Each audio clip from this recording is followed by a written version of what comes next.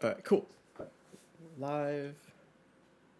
And just make sure that LinkedIn is correctly working, because it likes to not play nice. All right.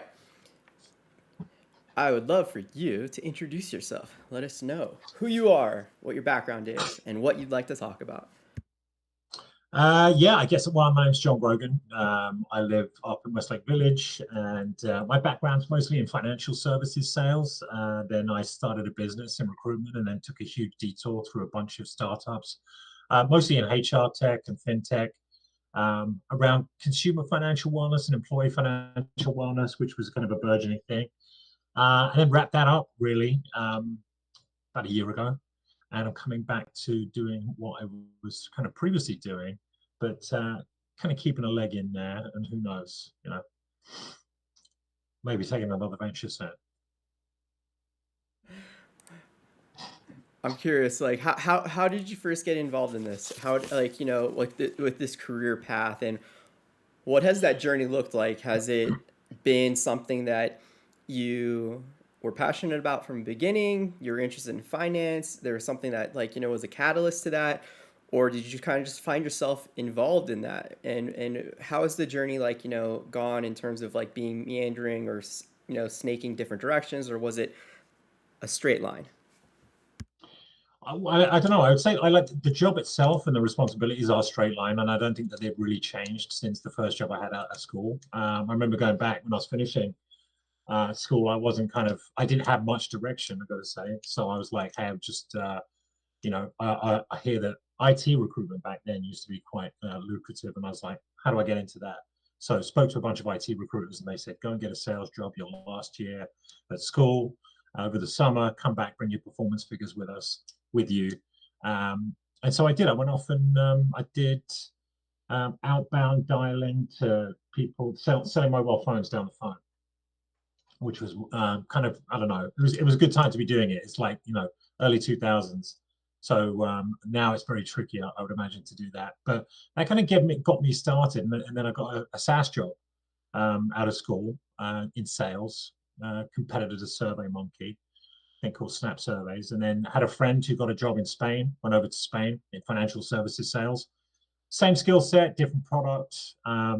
Wasn't a hard, and it was a referral in, and that kind of got me on the kind of the financial services journey. But after being in Spain for a couple of years, was heading back to the UK, but took a break over here. Met my wife to be. I think second night I was in LA, and I was here for a month, and then she came over to the UK for a bit, and then I came back. I think it was like late 2006, and here I am. First job I had here was at Merrill Lynch. I joined just before the economy went off a cliff, so that was fun to watch. Especially the faces of the brokers and the financial advisors. You go in every early in the morning, the sheer panic, day in, day out. But I started kind of selling corporate 401k plans, going kind of adding service to them around LA. Did that for about 3 years, and then I decided that I didn't want to know what was around the next corner. I didn't want a job that was stable, and I wanted to take risks, and so I created a recruitment firm that uh, we would find hard to find roles within West Coast investment managers, which is kind of pretty much every role, because they've got quite esoteric things they're hiring for, kind of specialist fund of fund investment counsel, asset-backed security portfolio manager, muni trader. So working with a lot of the large fixed income managers around Southern California helped them kind of fill a lot of seats, until I bumped into a mutual friend. And I had my own business, and I was trying to get a mortgage, and I had some money to put down. And this is 2013. And if anybody, listening to this remembers 2013, if you would call up a bank and say, hey, I'd like a mortgage and I've got a down payment, and then you told them that you're self-employed, they'd just hang up on you, like, not even kidding. You may get a goodbye. So I was like, I've got to get a W-2 from somewhere. And I knew a guy from Merrill who had just got a job with this small company up in the Bay, about 50 employees, just done a Series B, but it was a big one, called SoFi, Social Finance. And they had, their initial idea was about refinancing student loans and then placing that debt with accredited investors, alumni of the institution they were refinancing the debt for. So they hired a bunch of retail brokers, and I was like, let me jump on that train. And that was enough to kind of get me the mortgage secured. And then shortly afterwards, SoFi said, "Hey, we're not going to do this for retail investors anymore. We can place this, this asset-backed security with institutional debt," and the rest is history for them. They did pretty well, and but through that experience, I met a gentleman. I think SoFi was, talking to him about,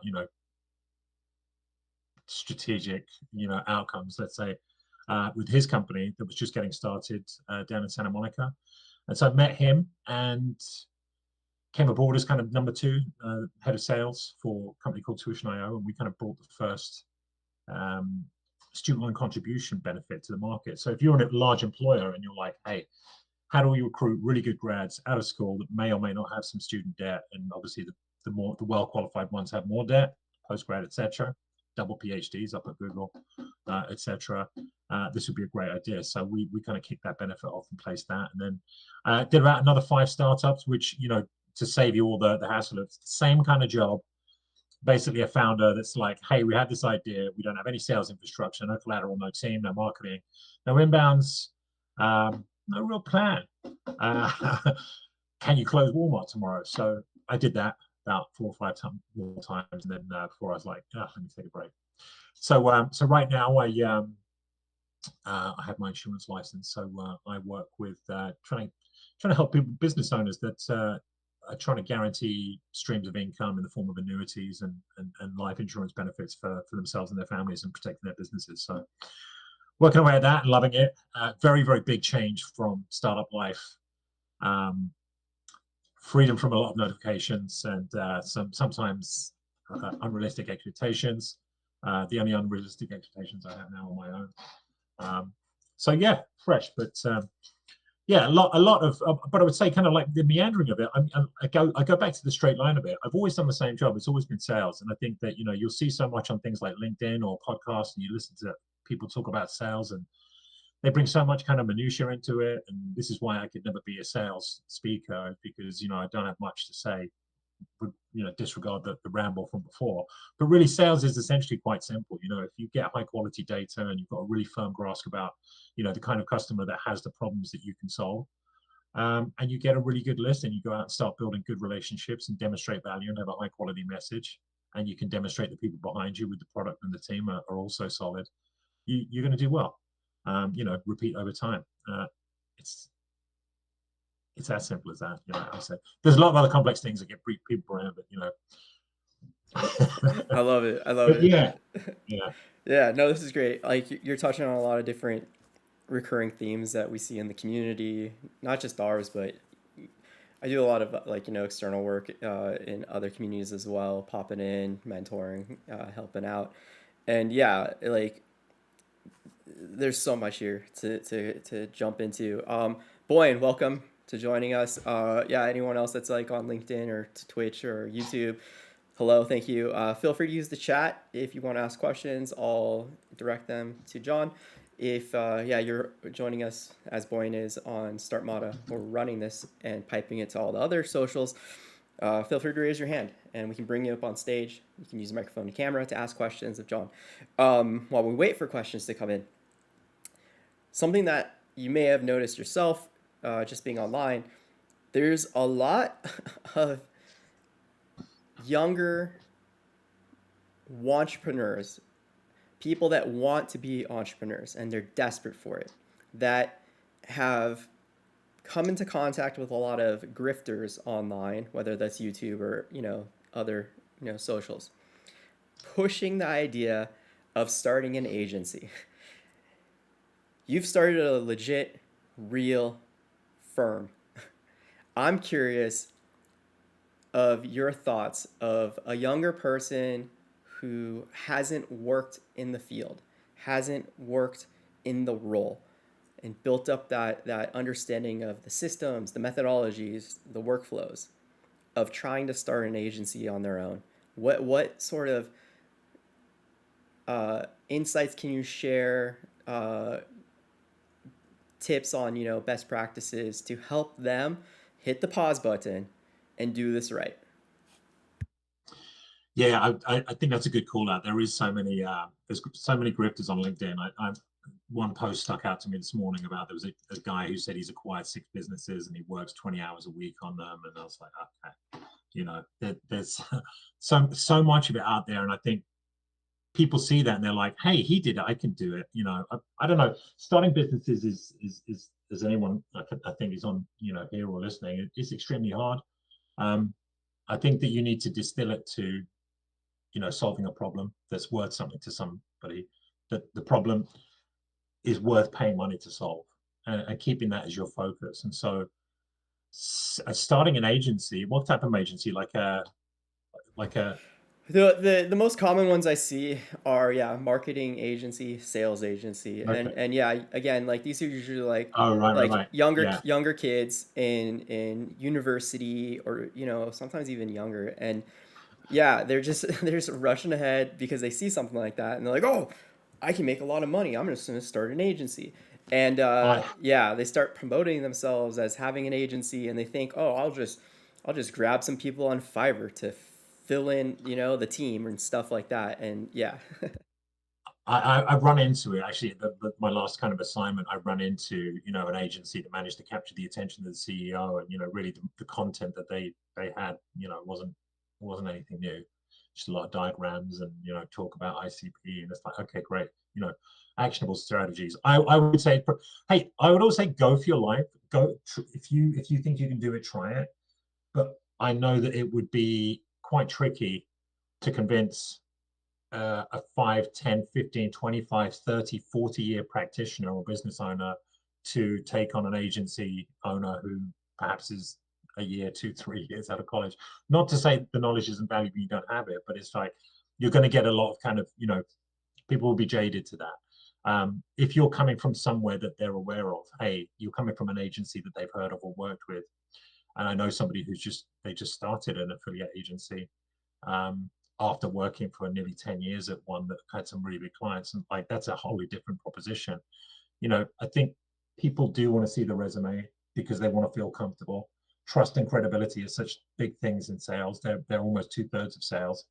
Um, and the trust you can build over time, but the credibility, it's very, very hard to break through that credibility if they're untested. I don't see them. They don't have any clients. I had an exploratory call. They didn't seem like they were time served or journeyed in any way. They're not credible to me. And then people talk, business owners talk, especially in the kind of, I would say, you should know that no matter which kind of sector you're in, it could be HR tech, fintech, insure tech. They're really insular. They're smaller than you think, and people talk and they kind of go to the same events. And if you get a bad name, it's hard to undo it. You're swimming uphill. So I'd say if you're, if you're just coming out of university, go out, get kicked around for 2 years. Go and have someone pay you to get abused, and even if it's just to see how not to do stuff or how you could improve. But what you can do if you go and work in a company that might be in the same industry or mirrors what you're thinking about starting, that's a really good. You're going to get paid to go and do research for a year or two with prospective customers and ask them what are their biggest challenges, and where they don't feel that those challenges are being solved by the current agency offerings or vendor offerings. Could be for anything, but like, I don't know, I think it's really brave.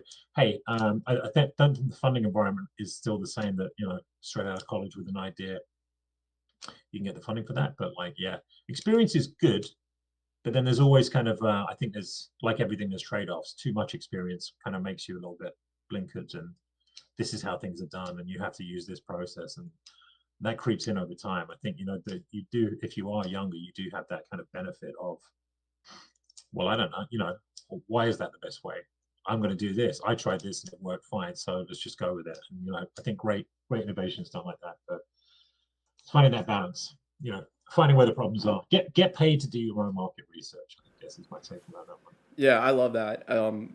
That's a common theme that a lot of mentors often express during these office hours is, yeah, you can get paid to learn how the industry works, how like the customers in the market are either finding enjoyment with what's being done, either with your employer or others in the market, or what's not working. And that's another thing that's really important that you called attention to is being a part of these different organizations that are more established and paying attention and taking notes of what you think they're doing wrong and learning how you can do it better, and more importantly how to do it better for very specific people in the market that you'd like to work with, right? um, yeah, the other kind of interesting thing that you're touching on here as well is doing the customer research and development while you're getting paid by an employer, right? And getting kicked around by all these different people. And the other thing that's kind of like interesting in relation to all this is each of these different employers that you may work with to gain experience, they might be very similar companies providing very similar services, if not the same, and competing for the same clients. But Hmm. what you learn through, jumping around is they do things uniquely from one another. And that doesn't only apply to the systems and their workflows, but their branding and how they interact with their clients and that little X factor that they bring to the table that you may not have any awareness of when you're just looking at the companies from the outside and reading their website and stuff. It's in a lot of cases it can be hard to understand exactly how that plays out in practice when they say something about their brand, right? So I think, yeah, these are all really wonderful little insights and tips for people to be aware of and kind of move forward. And yeah, innovation, like you're saying, it's about asking those questions about the status quo and challenging that and finding ways to push back against that and develop a new way of approaching a problem, solving a problem, interacting with people. So yeah, this is all so good. I'm curious, kind of building on this, what's the biggest difference going from a freelancer and employee to starting and operating your own firm? Like, what were some of the biggest surprises when you made that leap? Well, I think I think going from being employed, even when I came from a very lax employment kind of coming from Merrill Lynch and global wealth management, there was no real. You didn't even have to be at your desk. If they didn't see you for 2 weeks, nobody cared. It was kind of, you're given a number and you're told to hit it within the time frame, and they're like, stay out of trouble. Um, and that's it. But even coming from a very unconstrained environment like that, when you start your own business, you really have to be accountable daily, hourly to yourself. Like, every second counts. It's your own money, it's your own time. There's opportunity cost in every kind of lazy afternoon you might take, or early afternoon you take off. There's an opportunity cost to it, and you don't know what it is, which is the scary thing. So I think the biggest thing, and if you're coming from a more constrained work environment where it's very structured and you're part of a team and you're having daily stand-ups and they're like, everybody knows their workflows and you're accountable on Slack and other channels, and then you're like, okay, I'm on my own, I've started myself, and you've just got these huge goals, and they're scary and maybe they're achievable in their time, but you're like, all of the things that have to go in, you have to go out and plan everything yourself and then adhere to it, and then maybe corral other people to do the same. So I'd say that the biggest change is that that realization that everything is down to you, um, and some of that's great, some of it sucks, but it's something you just have to get used to, and it's a constant battle, and the way to do it, activity like anything, the more you do, the more you'll give yourself to do, and when you've got a ton of stuff to do, you'll be like, okay, I'll go off and do it, right? Especially at the early stage, perhaps when you're still planning, it's quite easy to oh, well, the kind of the edges of this logo is a very important thing. I have to devote 2 hours to. No, you don't. um, Especially not now. But like, yeah, just focusing on things that are going to have a kind of kind of a profit impact. If not today, then in the coming weeks. But yeah, it's that the fear, the scary freedom that you get. Yeah, I like that you're touching on some of the emotional aspects of the entrepreneurship path, and I'm curious, how I mean, in a similar yeah, kind of question to the last one, what was some of the surprising emotional experiences that you had going from freelancer employee to your own company and running your own firm, and what are some, I guess, lessons you uh, have been able to take away from that early experience that you've applied to your role as advisor and working with other startups now? I would say, I think, so working in sales, you kind of, you kind of protect your relationships, even within people in your own firm who may be trying to get their hands, even if it's a percentage share of their hands in on a deal. And sometimes if things doesn't go your way, you get annoyed about it. Maybe storm off, or you get mad about it on the drive home. But like, when it's your own business, those kind of things that don't go your way with relationships at work, you can take it very personally, because you've initiated a contract with the company, and they put their faith in you. And if a competitor comes in, it's much more personal. Whereas with another, you lost a client at some company you work for, it's annoying, but like, hey, I'm just going to get another one. It's never really your client anyway. But when it is, it's very easy to get, for that to become very personal. So yeah, I think that's one of the main emotions there. And just that, there's a lot of dread involved as well. It's because it's so exceptionally hard to get going. You're going to have really, really good stretches and bad stretches. I think, like being in sales, I tend to relate everything to sales, strangely. And yeah, being a business owner was like that. I was just like, okay, I'm gonna make it a sales framework. So we've got to get X, these are the key markers we need to hit over this kind of time. And if you're not hitting them, you feel terrible. And then you hit a bunch of them in a row and you feel great. And yeah, it's just an emotional roller coaster. And I think that everything gets amplified, really.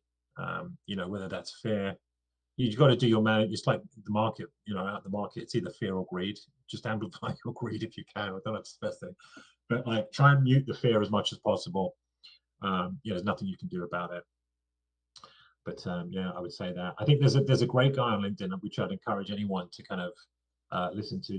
Like, I think you brought a really good point up about all the grifters that seem to be out there these days. That like, hey, baby boomers, and this is true. I mean, there are by 2030, all the baby boomers are going to be retired. They do have businesses. A lot of family members don't want to take those businesses over. They don't have succession plans. They're looking for buyers, a lot of them. But this idea that you can go out and just add tech to them, and then that's it. You're good. Now you only have to work 2 hours a week, and you get some guy you outsource it to. There's a gentleman on LinkedIn called Blake Harber, Harber. I'd encourage anyone to check him out. And he speaks very, very transparently about his journey because he saw it too. And he was like, hang on a second, maybe this is what everybody's talking about. Maybe they got something. He took the leap. He's out in Utah. I grew up in San Bernardino. He was business owner, construction. He worked in sales, in tech sales, as VP of sales for, I even think he was a divvy as well. And he went out and bought, what did he buy? He bought vending machines first, then he bought a chip company. And he will just lay it down and close, like, everything, all of those things you see, they're kind of mostly myths. It's incredibly hard work. You're going to have to work double the time, not a fraction of. But he lays out exactly, kind of how hard that is. And I think it's not for everybody as well. I think, I think I hear from so many people now that, you ask kids what they want to do when they're older, and it's kind of universal. They're like, they want to create content. They want to be an influencer. Like, it's crazy to me, but not that crazy when you think about, what do they see day to day. But I think if you look at, at the same time, I know that coming from tech sales, everyone in tech sales has one eye on, like, how do I get out of doing this and get my own, stump grinding business or whatever it may be. It isn't. I think Blake does a really, really good job of saying, like, yeah, it can be done, but the journey, is one that's often dark at times, and it's going to take you a long, long time, and everything else. And you've got to think, if someone really wants to sell their business, do you think it is a fantastic business? Why they sell it? Yeah, obviously there's some genuine reasons to sell sometimes, but Yeah, I yeah. mean, you're kind of touching on something else that's really, like, again, a recurring problem I see with a lot of these entrepreneurs is that they're, and this comes up a lot often, they're chasing what they think is a great opportunity. But again, it's disconnected from their own lived experiences, their own skill set, expertise, network that they can, they have influence with and they can leverage for support, whether that's access to resources or capital, distribution channels, whatever. And they just see that, oh, this this market is trending really well. This is awesome. I want to get in on that, right? And Yeah. then they end up buying a business like this and they have no idea how any of it works. They have no understanding of how to assess the team, the books, the workflows, the systems, the customer base, anything. And they're just like, oh, I thought, like you said, oh, I just apply some technology. There's all these AI tools that automate stuff. I'm good, right? I don't have to do anything anymore. But yeah, it's just like, yeah, this recurring theme. But yeah, with your experience working with like startups and helping them out in the early stage, I guess what are some, I guess, some of your insights, some of your advice in regards to one, choosing a path, a business to get involved in, to start and have the highest degree of success with it. And then I'll move on to other stuff after that. But let's hear that, yeah, answer first. Yeah, I think you almost kind of like you kind of like open that up in your last response there. And I think, yeah, everybody does tend to get carried away, whatever platform they're on, the volume on, this is a hot idea, you should go after it now. Like everyone's like, oh wow, I'm so unique and special. Of all the millions of viewers that are seeing this post and liking it, reposting it, I alone am different. So I'm going to, I would say, don't. You are, one thing about everybody is they are unique and different. They have different family members, they have different experiences, they're from different parts of the country. Um, they've got different knowledge, skill sets, interests, hobbies, likes. And you almost like when the world zigs, you should zag.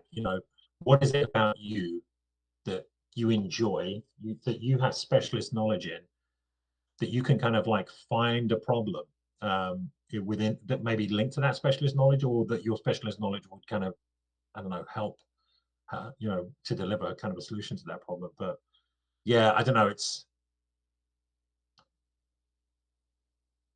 that would probably, yeah. I think you've got to really look at yourself, and I think don't.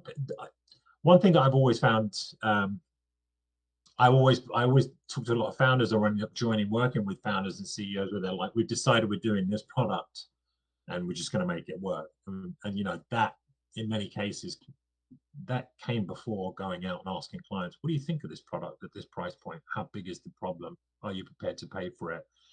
What would it look like? And I talk about, mostly in employee benefits, which is a lot of the companies that I work with delivered, without talking to people in HR and benefits and saying, not only is this something that it's a squeaky enough wheel for you to oil, but it's worth money to solve it. It's actually going to have an impact, because we know that you have to go upstairs, and get permission to spend money on it. And then you have to show what that money turned into in terms of impact. Would this idea do that? And then would it be enough for you to continue doing it every year? And do you care enough that we do? Because I definitely see a lot of, hey, here's a sweeping. I think the kind of the hackneyed one in where I used to work would be like, you would see, and I'm sure everyone's seen it. It's like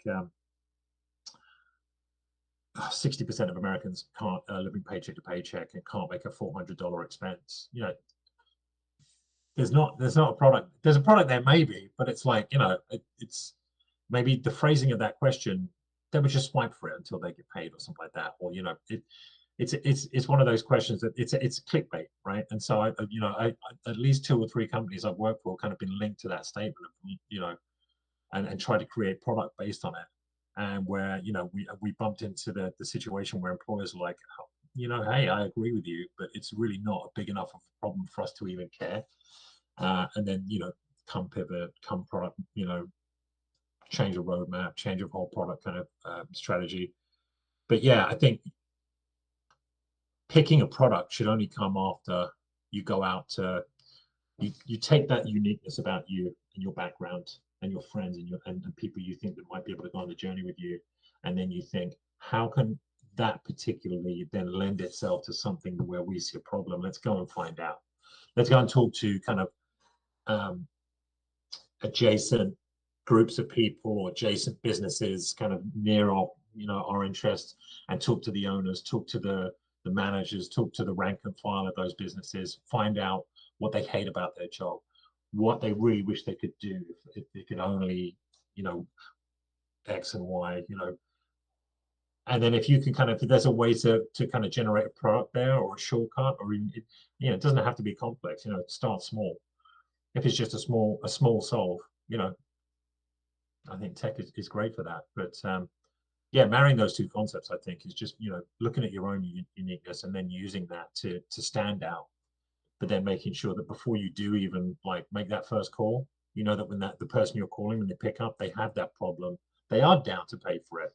It's just they have to go out and ask for the payment, versus just like we've got the great product. Here we go. All right, day one, call it. And yeah, I kid you not, done it a couple of times. It's not fun. Yeah, no, that's all like yeah, just yeah, wonderful insight and advice. I love it, and something that's really interesting that you're kind of touching on again is that customer research and discovery phase of developing a product, and then building a startup business or any kind of business around that product or service. And um, I'm curious in regards to that step.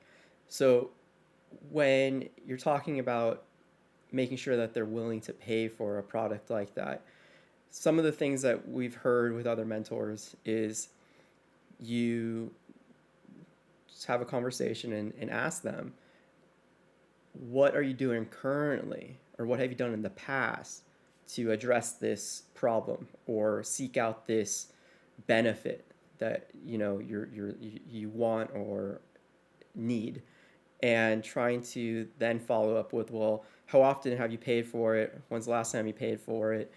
And in doing so, you want to avoid those hypothetical questions, correct? You want to focus on establishing their past and current behavior patterns that can validate your assumption that they either already are seeking out products like this and services, or they're looking to do that, right? Is this like a correct kind of like methodology that you would employ to confirm that the people that you're reaching out to fit within that target customer profile? Or do you have any other advice or feedback or insights on that? Yeah, yeah, yeah. I definitely think you need to quantify a problem, because oftentimes, you look at your own daily life or anyone's working life, and they go, you've got so many things you bang your head against, um, whether that be just the day to day, or the support of your day to day, or the partners you rely on to to make your day to day happen. And then people are just like, that's frustrating, I'll move on. But have you ever quantified, one of those big blockers that you have? Let's stop and actually quantify, how much does that actually cost you? And then you show, if someone's like, actually that costs way much more, or we forego so much other opportunity because of that problem.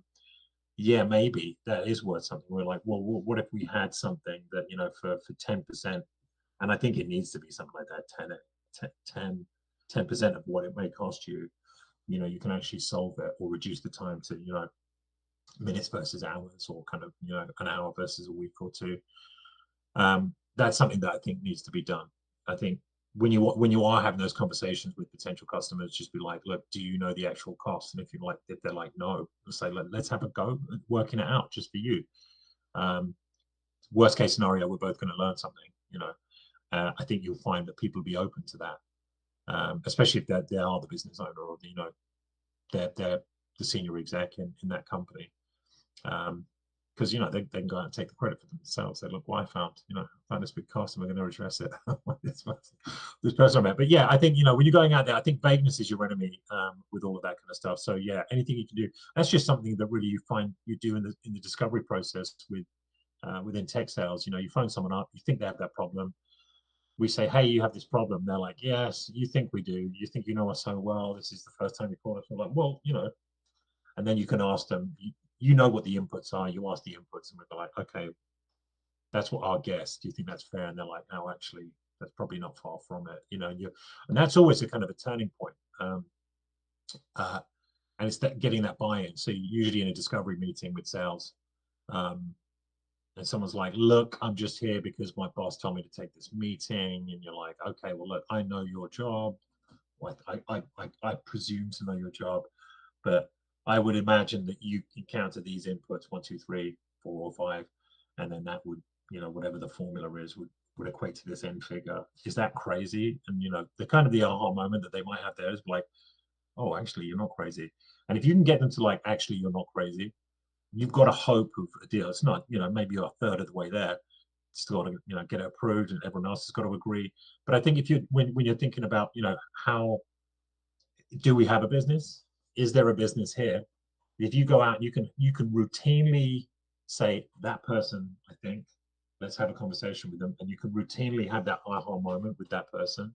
Yeah, you probably got a product, and if you can make it, really snappy and really kind of easy to use and simple, quick plug in or whatever it may be, like low implementation, very smooth.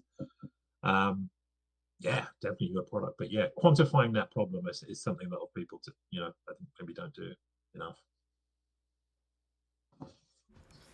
Yeah, like yeah, quantifying and make sure the data is good and all those assumptions are either correct, or if they're not, like it gives you at least the data to act on and make those pivots, or at least iterations if it's just little tweaks. And then if it's something You you're completely off the mark, then yeah, you can pivot. Yeah. it's like you're at least some part of the way there, and I think it really for funding conversations as well, it'll make you stand out to be like, we've had 20, 40, 60 conversations with our ICP that we believe at this point, and here's the data. Here are the numbers Mm-hmm. from each company. So that this is what they our guess, their guess, or net amount. Initial TAM, because that kind of specifics, I think, will put you in a much better kind of light than most. I think a lot of founders especially go into funding with very kind of top down numbers and ideas, and it's not like that VC or that angel has never seen that before. It's like, oh, okay. But having having the specifics, and even the specifics to be like, no, we are very, very dialed in to the group of people that we think, and so much so that we talk to them, and then we had that discussion about quantity or price or cost, and they've told us this. So at the very minimum, we've got 24 months here where we're not crazy, is what we're saying. And they're like, okay, well, this is not what we normally see. We usually see, oh, no, everybody in the world, anyone that breathes, it's an oxygen app. So everyone that breathes is a potential customer. Yeah, Tam is Tam as that's well. yeah. I'm glad you're bringing that up because when we're talking about pitching to investors and fundraising, um, yeah, the most important thing that we try to drill into everyone's mind as a founder fundraising is that you need to demonstrate your methodology and your ability to better understand your business and who you're targeting and how to make those sales to the investors so they can feel more confidence in your potential and understand if you give you money, you're not just kind of like running around and like just throwing stuff against the wall without any like methodology to doing that. There's a process, and that Yeah. process is going to help you get past certain milestones and overcome the endless sea of adversity that is coming your way. And Mhm.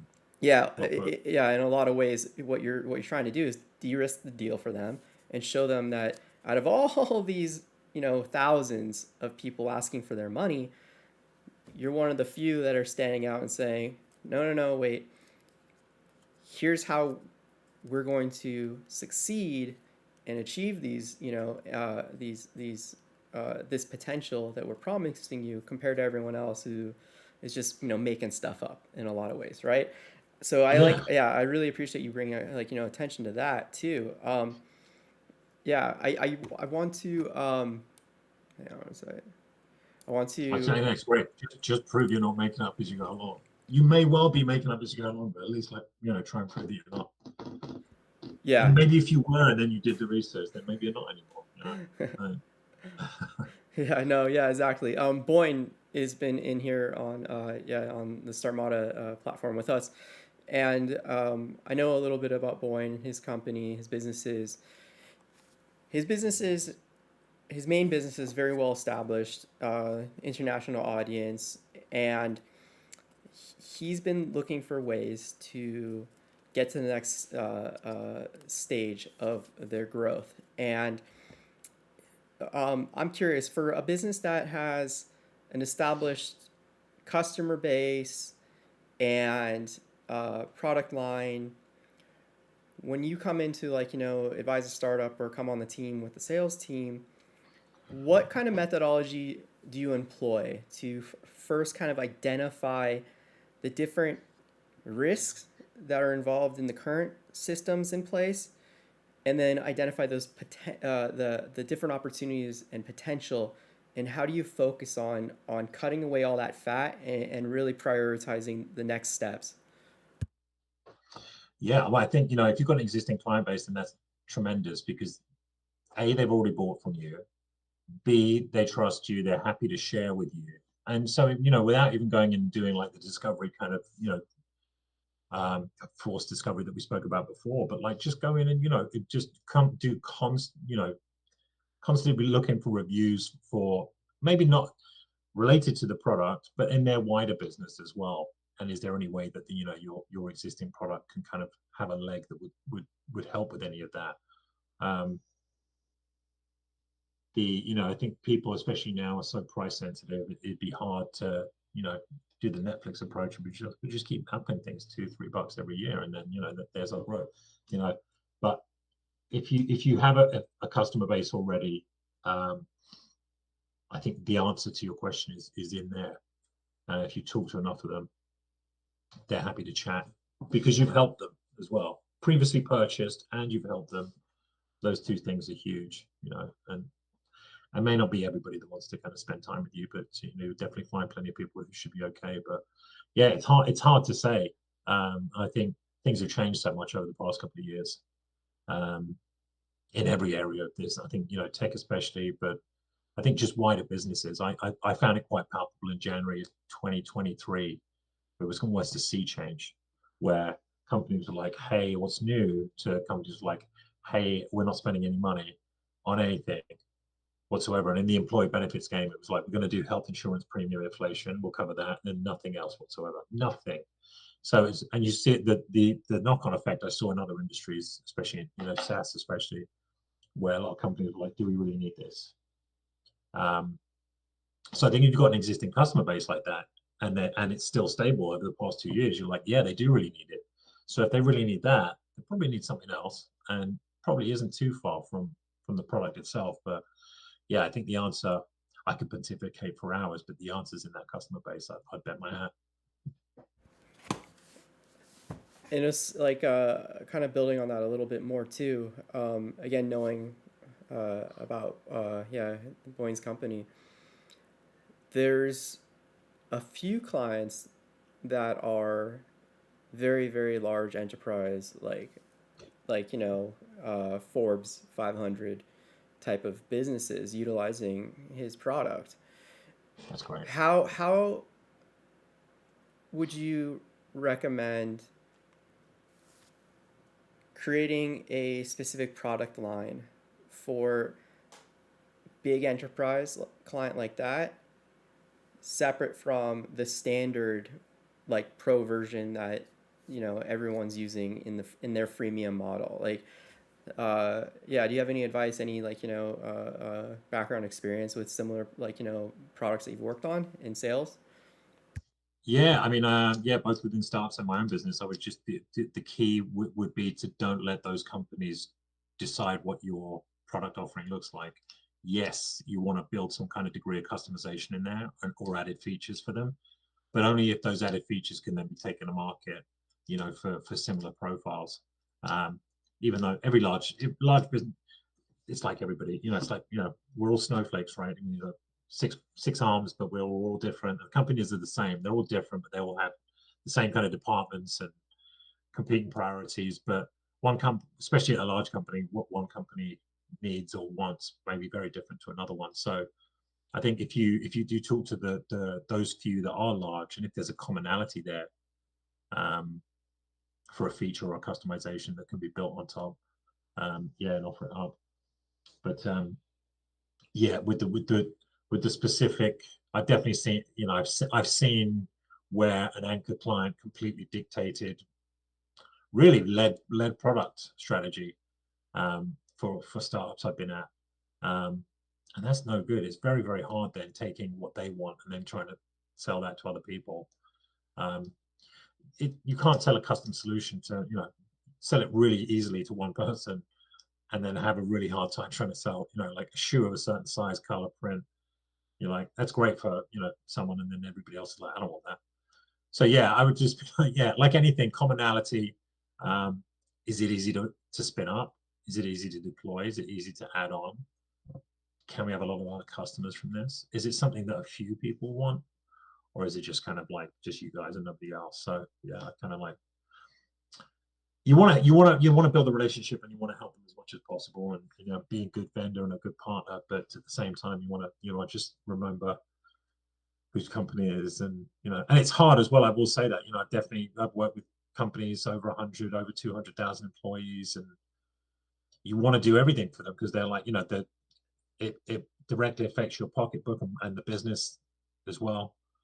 Good references from a large company like that, except in employee benefits, especially certain companies, the way that they do, all other companies look to a certain company, the way that they offer benefits, and they're like, we're going to copy them. And I found the same. I've had years where I sold to a couple of companies and then did 5, 6 times the deals based on just everyone's like, we just want to do them what they did. We talked to them because they are our retirement plan provider, and they did that. We think it's amazing, so just we'll buy. I'm like, really? That's it? Yeah. So yeah, I don't know. That's a long way to say don't be led, but they're I probably finding it probably too easy to find. Yeah. no, I think that I think that's really good. Like, to call attention to that, so you know everyone listening is aware of what could be a trap, right? To They kind will of, try to do it. yeah, to put yourself in a position that seems like it's a great opportunity, but ultimately it could end up causing harm because, yeah, you're giving a single client too much control, too much leverage A over lot of risk. you, and then, yeah, Yeah. like you're saying, it could lead you down a pathway of altering your product or your offering that is only appealing to them, and now you're chasing other potential leads away because it doesn't make sense for them. So I think that's really, Yeah. yeah, insightful for sure. um, I'm curious, uh, going back to a little bit more early stage, and we'll jump back to, like, yeah, later stage, but for early stage kind of startups that are looking for someone like yourself or others to come on board with the sales, to help establish a sales team and really kind of put a focus on that. What are some of the common problems you encounter that demonstrates a founder trying to move too quickly towards pushing for sales and building out that sales team? What would you recommend they do first before trying to bring you on board, or like start to build out their sales team? Yeah, I mean, I think that, many founders will just take the advice of a VC, hey, you should hire a dedicated salesperson, and then go off and do it well before they have product market fit, well before they have paying customers, well before they have a, a kind of a cast iron, well researched, quantified product roadmap that they're like, we've already got the conversations we've had with. We can come to them next year. They're like, you should just hire a head of sales. And then they just take that on board, and without being like, maybe talking to other founders, I'm like, do we really? And I would say most founders don't need a head of sales first. Most founders need an SDR or a junior salesperson or somebody to set meetings well before they need a head of sales. I think that, you know, the majority of the startups I joined, I was the first sales hire, and you end up doing everything, and you are basically a glorified SDR, account exec, VP of sales. For clarification, what's SDR stand for? Oh, like a sales about a it's kind of a BS term if you ask me. It's basically, so there's a model that kind of like, the Silicon Valley Salesforce model that kind of like worked well and then was kind of implanted upon every young startup, whether it's YC and others may be doing it. It's like, hey, you need to specialize in sales. You need to have somebody who does a lot of grabs data, refines it, does outreach, does initial contact, sets a meeting with an account exec. The account exec does the discovery, um, builds a case study, quantifies the problem, closes the sale, and then it's shuttled over to the customer success team.